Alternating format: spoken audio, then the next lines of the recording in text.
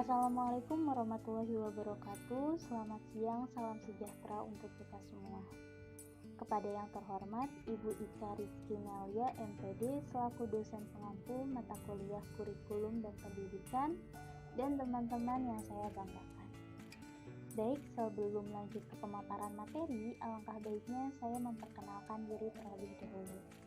Perkenalkan, nama saya Amelia Putri dari kelas 3A dengan NPM 201063104002 dari program studi pendidikan luar sekolah Fakultas Keguruan dan Ilmu Pendidikan Universitas Singapura Bangsa Karawang. Jadi video ini merupakan tugas akhir dari tugas mata kuliah kurikulum dan pendidikan. Di video ini saya akan memaparkan materi mengenai pengertian kurikulum. Baik, kita langsung lanjut ke materinya.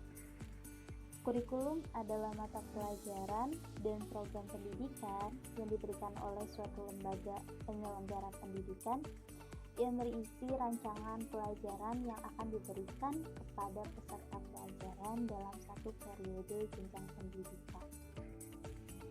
Dalam penyusunan perangkat mata pelajaran ini disesuaikan dengan keadaan dan kemampuan setiap jenjang pendidikan dalam penyelenggaraan pendidikan tersebut, serta kebutuhan lapangan kerja.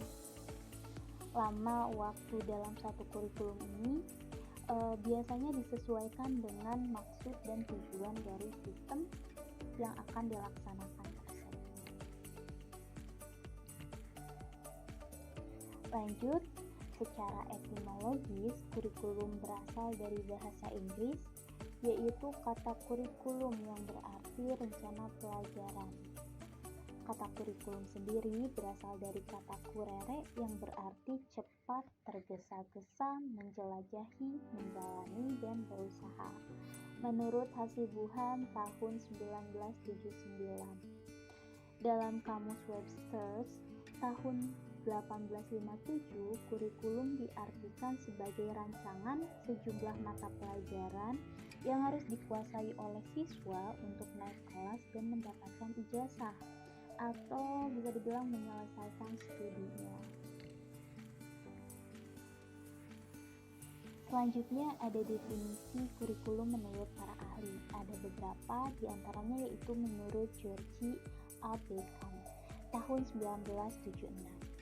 Ia mendefinisikan bahwa kurikulum sebagai dokumen tertulis yang berisikan seluruh mata pelajaran yang akan diajarkan kepada peserta didik melalui pilihan berbagai disiplin ilmu dan rumusan masalah dalam kehidupan sehari-hari. Yang kedua atau yang selanjutnya ada menurut Dr. Haji Nana Sujana tahun 2005.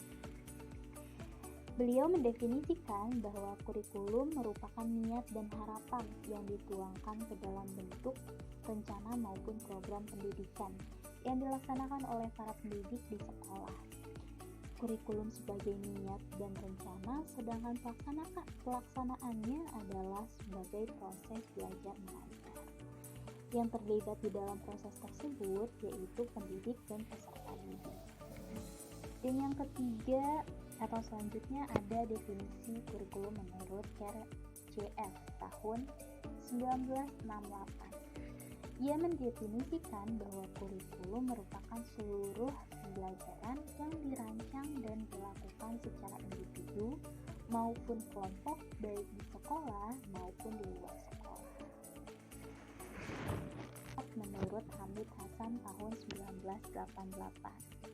Beliau berpendapat bahwa konsep kurikulum bisa ditinjau dari 4 sudut, yakni yang pertama ada kurikulum sebagai suatu ide yang dihasilkan melalui teori-teori dan penelitian. Yang kedua ada sebagai suatu rencana tertulis, yaitu sebagai perwujudan dari kurikulum sebagai suatu ide di dalamnya yang berisi tentang tujuan, bahan ajar, kreativitas belajar, alat-alat atau media, dan waktu pembelajaran. Yang ketiga ada sebagai suatu kegiatan, merupakan pelaksanaan dari kurikulum sebagai suatu rencana tertulis yakni dalam bentuk praktek pembelajaran.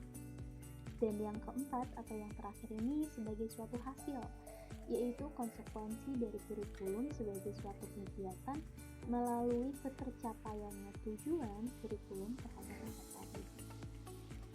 Dan selanjutnya ada definisi kurikulum dari Harsono tahun 2005. Ia mengungkapkan bahwa kurikulum adalah suatu gagasan pendidikan yang diekspresikan melalui praktek pengertian kurikulum saat ini semakin berkembang. Sehingga yang dimaksud dengan kurikulum itu tidak hanya sebagai gagasan pendidikan, namun seluruh program pembelajaran yang terencana dari institusi pendidikan nasional. Dan yang keenam ada menurut Profesor Dr. S. Nasution MA. Beliau menjelaskan bahwa kurikulum sebagai suatu rencana yang disusun untuk melancarkan proses kegiatan belajar mengajar di bawah naungan, bimbingan, dan tanggung jawab sekolah atau lembaga pendidikan. Dan selanjutnya ada definisi kurikulum menurut Sodigarto. Ia mendefinisikan bahwa kurikulum merupakan serangkaian pengalaman dan kegiatan belajar yang dirancangkan untuk diatasi oleh siswa dalam rangka mencapai tujuan pembelajaran yang telah ditetapkan oleh suatu lembaga pendidikan yang berwenang.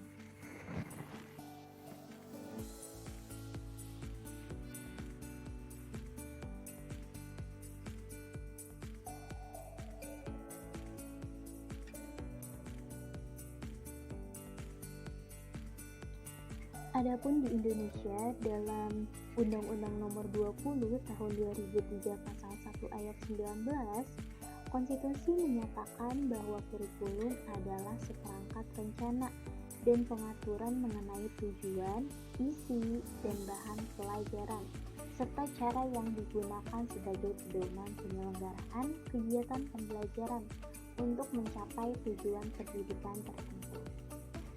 Lebih lanjut, pada pasal 36 ayat 3 disebutkan bahwa kurikulum disusun sesuai dengan jenjang dan jenis pendidikan dalam kerangka Negara Kesatuan Republik Indonesia dengan memperhatikan yang pertama ada peningkatan iman dan takwa, yang kedua ada peningkatan akhlak mulia, yang ketiga ada peningkatan potensi kecerdasan dan minat peserta didik. Yang keempat ada keragaman potensi daerah dan lingkungan. Yang kelima ada tuntutan pembangunan daerah dan nasional.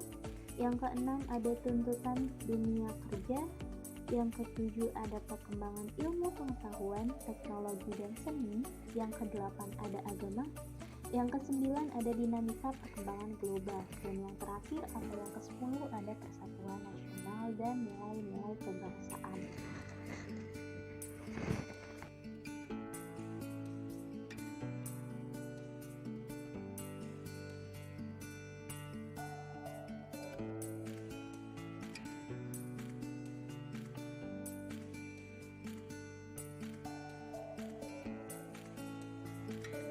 Baik dari ke-8 definisi kurikulum menurut para ahli tadi, bisa saya simpulkan bahwasanya yaitu kurikulum merupakan suatu rencana pendidikan yang berisikan seluruh mata pelajaran yang akan diberikan oleh pendidik kepada peserta didik guna untuk mencapai tujuan pendidikan yang telah ditentukan. Kurikulum ini dimaksudkan untuk mendapatkan atau mengarahkan pendidikan menuju arah dan tujuan yang dimaksudkan dalam kegiatan pembelajaran secara menyeluruh.